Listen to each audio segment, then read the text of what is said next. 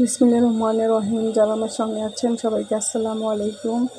বেশ কিছুদিন পরে আবার ভিডিও নিয়ে আসছি, আর বিশেষ একটা কারণে আমি কয়েকদিন ভিডিও দিতে পারিনি, তো সেটা পরের একটা ভিডিওতে বলবো।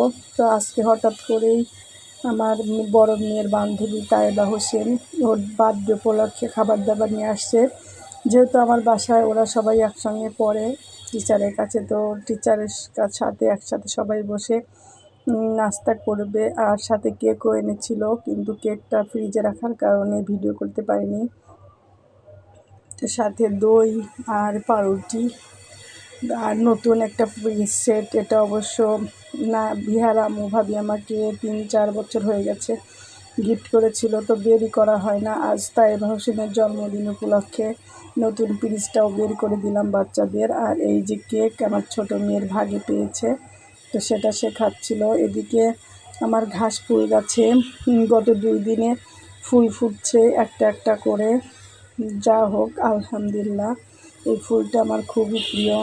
তো সবাই ভালো থাকবেন আর আমাদের জন্য দোয়া করবেন। আর সে পর্যন্ত আল্লাহ হাফেজ, আসসালামু আলাইকুম।